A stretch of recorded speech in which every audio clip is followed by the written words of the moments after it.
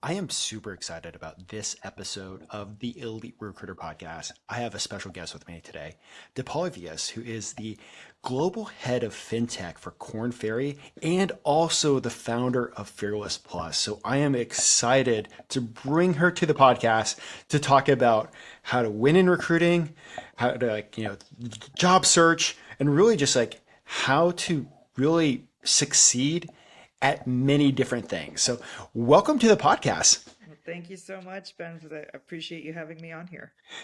Well, first, like it's a question that I ask everybody. How did you even get started in the recruiting space? It's an age-old question, and I think everybody in recruiting has, very different answers because it's not a typical career, right? When you're in high school or college, it's not something that comes your way. And so when people ask me this, it's my standard answer is I kind of just fell into it. It wasn't as if I was on a mission to be a recruiter. And when I got into the space, I actually didn't even know what recruiting was. Um, I started off as a management consultant when I graduated college. And when I moved, and I grew up in Denver, and when I moved to New York, I just wanted something new. And I'm sitting across from a recruiter. I knew they were a recruiter, but like still, like I didn't get the concept of their job. And they just paused the interview and they said, "What do you think about becoming a recruiter?" And I'm like, "I don't even know what that means." Um, and then I fell into it. I fell in love with it.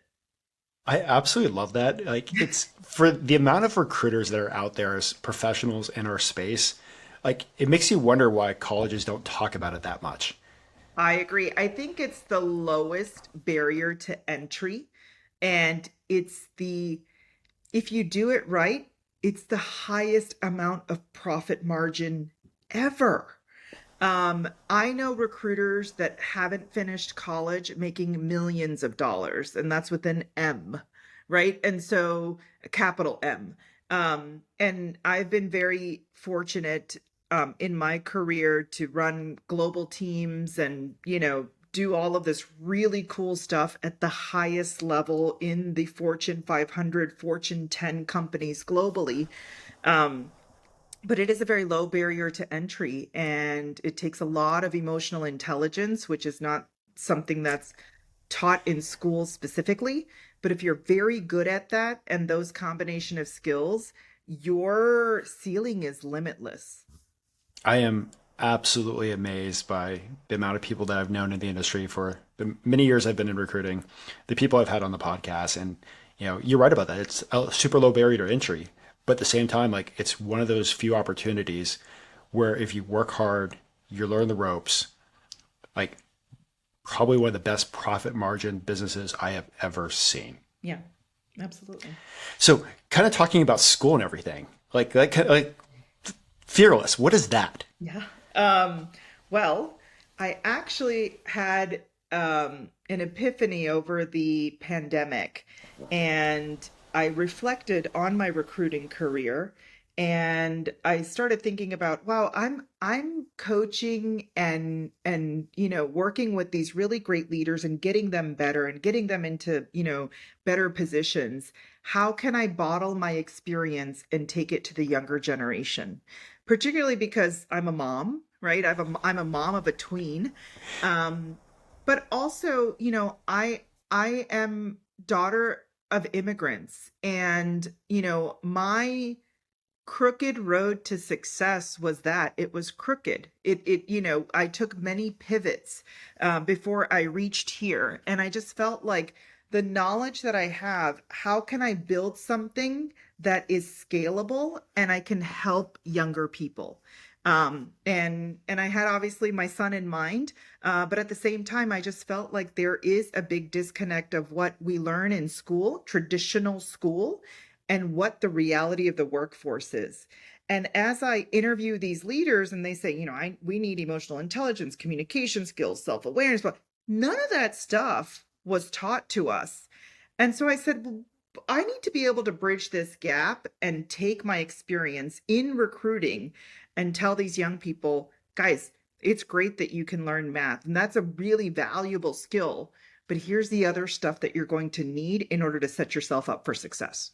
I And that's absolutely what love. fearless is, right? I mean, fearless, I'll actually sum it up in one sentence for you. Um, Fearless is LinkedIn meets TikTok meets masterclass for the younger generation. We are teaching real life skills to these young people. And when you learn these real life skills, how are you going to display them? So the LinkedIn meets TikTok version is meeting them where they are. It's a really cutting edge way to display your holistic narrative and be able to, attract opportunities, by building a portfolio with us. And one of the things, like I was kind of checking out the website, when you're building a portfolio, you're building a video of yourself, your Mhm. like your skill set section, Yep. which is amazing. And like I am constantly amazed at Gen Z how they're not afraid to be in front of the camera. They're That's not right. afraid to, like, I don't want to say like monetize everything, but they are actively seeking out opportunities nonstop. Exactly. Exactly. And that's where, it dovetails into my recruiting experience. Think about it. When you look at a resume in black and white format, you think, okay, well, this person may be good on paper, but I need to meet them. I need to understand them. And that's my immediate reaction. And so I felt like being a recruiter that's reviewed over 100,000 resumes, the last thing I want to do is look at another resume, which is why I built Fearless. I wanted sort of the TikTok, LinkedIn version of somebody like, give me your 3 minute elevator pitch, make me want to recruit you. I love that. And for the listeners, I'll have Fearless's website in the show notes, so you can definitely check it out yourself also. Now, where do you see the future with Fearless going? Yeah. I think that's where we want to be disruptive. I think that the recruiting industry, when I think back, I was one of the early users of LinkedIn. And when LinkedIn had come out, we as recruiters thought, oh my God, this is the end of us. We're done. Right. And what happened was we use it as a tool for verification, validation, and searching for these individuals. And the reason why our industry stays alive is the human ability to assess talent that a computer will not be able to do, or a digital resume just won't be able to get across. And I think that's where our industry continues to survive and thrive. And the more you're able to assess talent more distinctively, and efficiently, but I think that's sort of the future of recruiting as well, right? I think that, a lot of my clients that have behemoth internal recruiting organizations where, there's HR business partners and internal recruiters, and then they use external recruiters. I think that there is some level of optimization that's going to happen.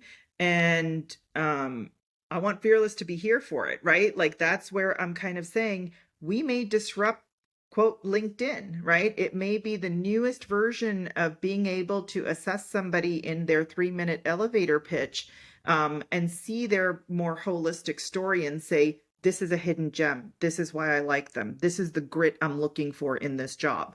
But it's also going to take a lot of change management on the internal recruiting side as well. You're not just looking for buzzwords on a resume. I love that. And it kind of like, from what I've looked at Fearless and what I kind of caught is, one of the things about video interviews and video resumes, there's just not enough there to capture like, the skill sets and Mhm. everything. Fearless captures that. So I feel like I could search on skill sets Mhm. and then also dig into the aptitude of those potential candidates. That's right. And we're only going to get better, right? I mean, like I said, like Korn Ferry, for example, has a four-dimensional psychometric tool to assess leadership talent. I think these assessment tools and things that, candidates can do in order to, display that on their resume, or let's say Fearless profile, it makes it easier for the person that's looking at them saying, okay, well, it looks like they're badged in these areas. That makes sense that they've learned this. It's almost like getting that certification, right? I think colleges represent that, to a degree, or did, but that's changing now, right? Where, colleges thought that they were offering knowledge transfer and a certificate. And, I don't think students are there for it anymore, right? They don't need a college piece of, certificate to try and land that job. The ROI with massive loads of student debt just isn't there anymore for That's right. many. Like, Hmm. luckily, if TikTok, Instagram, these Gen Zs like see it coming and see the reality. Like, hey, do I really need that? Well, and I think you kind of asked the question of like, what's the future? I think the future is really going to be about each and every person creating their personal brand. If you think about what's happening in sort of the social media space today, um, why is everybody posting thought leadership? Why is everybody putting things out there where they are the presumed expert? Is because they're building their own brand so they do become more visible to companies and employers or potential gigs or whatever it is. And I think that's where the shift is going to be. It's each and every person building their brand. And I hope schools are teaching that. If not, check out Fearless. Yeah. Now, flipping over to the recruiting side of the house. Now, you started off as a management consultant, and then it looked like you had your own firm, like did some recruiting, then you had your own firm, Mhm. and you've been around the fintech space. Is that how did you land in your niche? Yeah. So I actually, yes, so I started off in sort of technical or technology recruiting early days. I was a finance and marketing major, and I was basically, I'm going to say that I was young and dumb, right? Um, because when you get out of college, I was like, I'm a finance major. I must be in financial services. And so when I moved to New York, I had honestly, I don't know why I had the the gall to tell my future employer, hey, thank you for hiring me as a super junior recruiter, but I want to be on Wall Street because I was a finance major. And I think they really appreciated that level of confidence because, like, as a recruiter, you have to be confident. You have to have such thick skin because there's a lot of people that are going to hang up on you. Um, and I think they sensed that about me because I was so daring and aggressive. So my biggest thing was I want to land on Wall Street and I want to recruit for quote Wall Street. And what happened was I ended up being, a recruit. My biggest client at the time was Merrill Lynch, but in their technology organization. And so I made my name in sort of tech recruiting. And then when I got picked up by another boutique search firm, they specialized in analytics. And Ben, when I say analytics, it's what everybody is talking about today, like the hot topics of data analytics and machine learning and AI and all of that. I was doing that 23 years ago and nobody knew it was so cool. And so I fell into kind of specializing in quant AI recruiting specifically in financial services. Only because financial services at the time, if you think about hedge funds and all of these other firms, they were on the precipice of cutting edge technology because they were trying to keep up with what was happening in Silicon Valley. So I ended up, kind of specializing and making a name for myself there. And because I was on Wall Street and I was walking the trading floors because, there were quant traders at the time and such, I was one of the very few women, like walking the halls. So one, they knew me, my name was distinct, and they knew that I was the person to go to for all this cutting edge, quant tech stuff. I absolutely love that. And then that kind of those early days just kind of helped you on your path Yeah. to And where you're at now. I didn't know it at the time, but before the financial crisis, I actually built all of Lehman's fixed income research team. It was all quants. And, those were some of big name clients that I was, building for. If you think about like, what was happening at the time, everybody was looking for that quantitative edge, whether you were in stat arb or, any sort of quantitative trading function. And so what happened was I started, kind of deepening my relationships. And that was the big thing where, because I was so steeped in it, I was networking in the space. I think recruiting is different now. I think having a vertical expertise and knowing your domain so well will allow clients to come to you and rely on you in more of a consultative manner. And I think that's how things have evolved, particularly at a place like Korn Ferry and my previous firm, Hydric, and all the big names that I've worked for. You as a recruiter, my biggest advice to recruiters out there, own your domain and become an expert in your domain. Being a generalist is great in hard times because once you're a recruiter, you know how to recruit in many areas. It's not that difficult. But if you own a domain and you become, the resident expert in that domain, you will have a very sustained, successful career because you will be the thought leader in that space. Companies will come to you and say, well, you did it for them. Can you do it for us here? That's definitely great advice. And every single top biller that I have spoken with, big biller, it, many years of success come from, like you said, owning that domain, Mm-hmm. becoming that go-to person. Yeah. And I had a recent guest that talked about what to do in hard times. If your industry has a hard time, like pivot a little bit, but make sure that you have that foundation. Like when the times are going back up again, Yeah. stay that go-to person. Exactly. Yeah. And some of the actually other Corn Ferry people I've had on the podcast, they talk about even during hard times, like this is time to really make those relationships matter. That's right. And that's a really good point. When you talked about like how did I, continue to stay in this space, you know, during the financial crisis, I had grown men cry in my office and I was 20 something years old and it was so hard to see, but the empathy that I had for them at that time, they remembered it. And it was those really long term sustained relationships. Because if you tell me right now, pick up the phone and call any one of those folks, they will definitely take my phone call because I had earned that level of trust even in those deepest, darkest times. And it was following up with them and checking in on them. And I think where recruiters go wrong is we're the kings and queens of ghosting. If we don't have anything for you, don't call us, we won't call you. And that is fine in busy times. It's actually not fine ever, but it happens in busy times. But you have to make a concerted effort to, close the loop with candidates. Don't ghost them.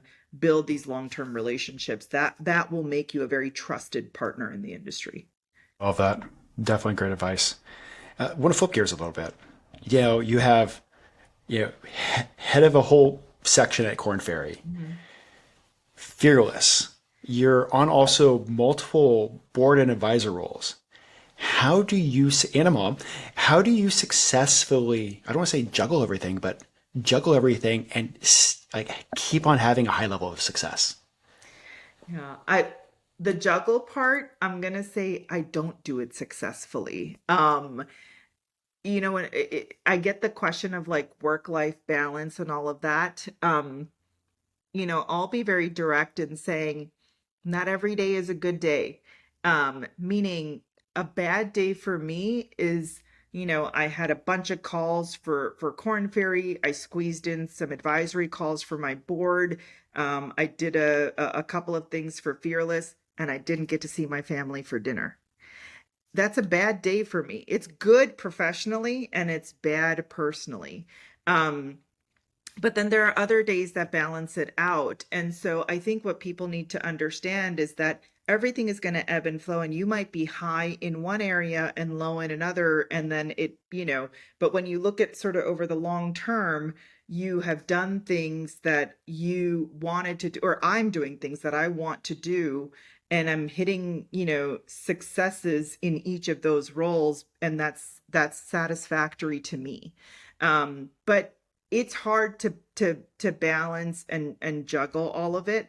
But I would say that I have a lot of energy, a lot of optimism. I manage my time well.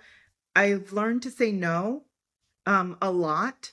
And I think people talk about that, but like how to say no deliberately in order to get the things that are on your plate done. Because I wouldn't be a good advisor if I'm not providing value to a place like Correlation One. I wouldn't be a good advisor to the, Rutgers big data program if I half-assed it, right? And so um I am deliberate about what I take on and what I can do.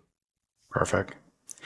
Now, talking about advising, for recruiters out there and search firm owners that are looking at, finding a way to be an advisor for a company or an Mhm. organization, what advice Mhm. would you give them? Yeah. This is we as recruiters or search firm owners are in this sort of valuable position of understanding the landscape of the domain that we're recruiting in. This makes you a very valuable asset to an emerging company in that space. So, if you are looking for board or advisory work, my biggest advice is look at companies that are startups that you get in with them on the ground up. You're able to give valuable advice. You may even give them some freebies on recruiting. They may give you some options on, as they're growing. And certain startups may fail. We get that, but you are now putting yourself in a position of being an advisor, being a board observer, being a board advisor, being on an advisory board, whatever, machination there is. But I would say if you're looking to do that and build your sort of advisory portfolio, that's a great way to start, because it's not as if you're going to go ahead and get onto, a public company board at this time. Now, with what you do at Korn Ferry and how you are actively working with some of the most cutting edge technology out there, how do you see what is the future of recruiting when it comes to like the impact with AI, blockchain, fintech, and social media? I think that there's going to be a lot of optimization around like resume reading um, through AI. Um, and if I will be so bold to say that organizations that are bloated in the HR talent acquisition space may have the ability to kind of reduce some of that headcount and create efficiencies through AI. um, those individuals need to reinvent themselves in the assessment or coaching or sort of human approach to recruiting category. Um, but yeah, I mean, I, I, I'm probably, some recruiters are going to kill me like, oh, I'm an internal recruiter, and I provide a lot of value, and I think they do, but I think you have to be really conscious of what you're doing for really large organizations. If you are one of many, what is your role going to be in a downturn? And you may be first on the chopping block, or what some of these other technologies may be um, lessening your role. That definitely makes sense. I think the impact, like we haven't seen the impact yet, but it's coming. Yeah, yeah. I think that there's huge changes coming for some of those really large organizations that employ tens and thousands of folks, and their recruiting organizations are equally big. That's where they're going to get impacted. Now, if you're listening and you're a post and pray recruiter, you need to get on the bandwagon and start learning how to hunt. Now, what you've Korn Ferry, the firms that you've worked at, Mhm. you've been around a lot of highly successful recruiters, including yourself. What does it take to be that consistent high level recruiter year after year? Um, Two or three things I would say. One is consistent relationship building. Two is thought leadership and being consultative in the space. And what I mean by that is, you know, going to industry conferences, getting invited to panels, staying in front of those clients in a very relevant way, reflecting on your work and doing some trend analysis as to where the puck is going, because that's what they're relying on you for. So shifting yourself from like a transactional recruiter to a consultative recruiter is what defines very successful recruiters in this business. You do become a true sort of advisor. So I think, the relationship, the thought leadership, and the last thing I would say is trust. Earning the trust of your audience, whether it's candidate or client, will sustain you for a very long time and will help your success. Awesome.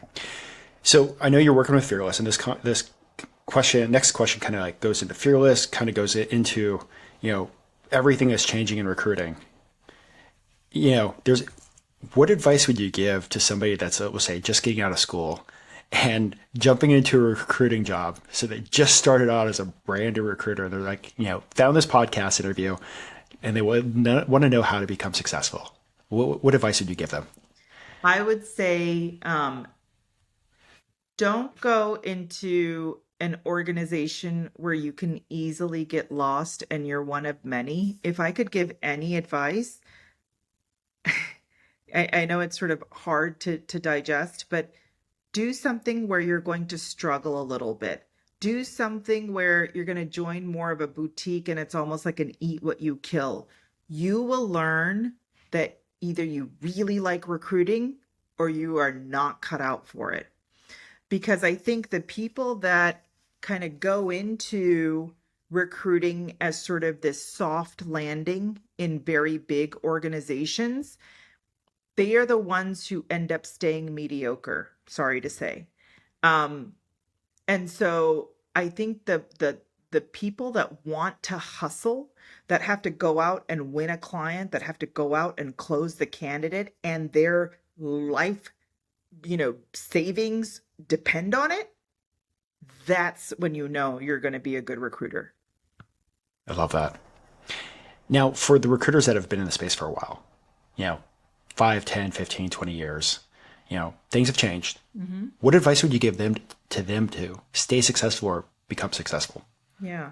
When I was at my mid-level career, I was very closed off to other recruiters because I was at a boutique and I had my own boutique.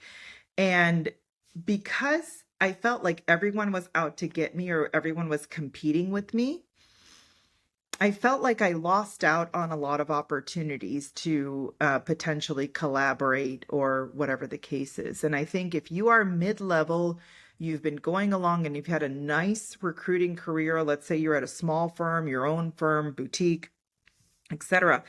I would network with other peers in your space, because don't think of them as your enemy. Think of them as your frenemy. Some things you will win and they will help you close the search faster and share some dollars with them, and vice versa. If you go about it that way, your business can scale even more exponentially. I love that. All right, ready for some quick fire questions? Yes. Has there been a book that has had a huge impact on your career? 100%. Super Bosses, Sidney Finkelstein. And why? He's currently a professor at Duke in the business school, but Super Bosses changed my whole perspective on how to be a boss and how do I grow talent, because I was so transactional and I didn't get above that. My job now at Korn Ferry is to make sure that I empower and train my team to become partners and replace me. And until that, it didn't hit me. I'm like, why would I do that to someone to replace my job? It didn't hit me until I was kind of after reading this book, and I'm like, no, I can be a super boss and I can play at the top of my license, and I can bring others along the way. If you haven't read the book, please read it. He talks about bosses in different industries and how they go about it. And it's just, if you're in a position of management or leadership, it will change the way you think. That is awesome. Is there a favorite tech tool that you love at the moment? I love Slack, even though we in recruiting don't use it. I use it in Fearless, obviously, to talk to my development team and things like that. Notion is amazing. And then my new favorite tool for presentations is Tome, Tome. It's super cool. It's like AI generated slides, but like you get to narrate and video, and like this is going to be the next leg of like presentations. Like McKinsey and whatever, watch out, your presentations are going to go in the garbage. Like this is going to be it. Actually, once we're done with this podcast, I'm going to check it out. Maybe I can figure out how to like, weave this into like NPCs. Yeah. I love this. I know we kind of covered this once, but I want to ask the question again. What's your thoughts on the future of recruitment with artificial intelligence? Like I said, I think that there's going to be AI is going to revolutionize sort of efficiencies that we very much need in the recruiting process. If you think about, for every LinkedIn job posting, there's 250 applicants. There's no freaking way that someone is going to read 250 applications without some sort of AI tool or funnel to at least boil it down to a manageable place. And now think about that times 100 jobs that you might be working on. So I think that's where AI is going to be really efficient. However, I think the future of AI is if you are doing video interviews and whatever, AI is going to be able to pick up on mannerisms, communication skills. They might be even able to evaluate how many times you say and be able to give constructive feedback and say, this is how you didn't do well on the interview, and this is where you can improve. So I think there's a lot of room for AI in recruiting, in interviewing in particular, that will be game changing over the next few years. So here's one of my favorite questions. With everything that you know now and all your experiences in recruiting, if you can go back in time and talk to yourself at the very beginning of your career, what advice would you give yourself? I I would have told myself to say no to every single client I wanted to take on that I felt like I had to take on because I had no choice. I would have told my younger self to say no more often because when I did that these days, it benefited me greatly. And I know it sounds very like vague and all of that, but when I learned to not take on the jobs or the clients that were going to waste a lot of my time, because I needed to earn that dollar, um, it wasn't worth it in the end. And that's why I would go back to my younger self and say, yes, you might be getting it in the short term, but you could be operating at the top of your license and saying no to some of the stuff that you didn't need to take on. Awesome. Now, before I let you go, Yeah. is there anything else that you would love to share with the listeners? I think that I would say if you have a high degree of emotional intelligence and you connect with people, you understand people, and have a deep amount of empathy, I think recruiting is one of the best careers ever. Um, I'll just leave you with one thought. I'm an accidental recruiter. I didn't know that I was recruiting even at the age of, you know, 18 in my dorm room. And the reason why I tell this story is because when I was awarded, whatever top recruiter on Business Insider and blah blah blah, my college friends came out and said, "Well, Deepali, you were helping us with our resumes even in college." And I didn't remember that. But I was giving advice, God knows why I thought I could, but I was giving advice to my college classmates on how to interview, how to improve their resume even back then. So I really feel like I'm an accidental recruiter, but for those of you that have this natural ability to give advice in a very thoughtful way and you're doing these things for your friends and you're helping your friends out, you might have a career in recruiting.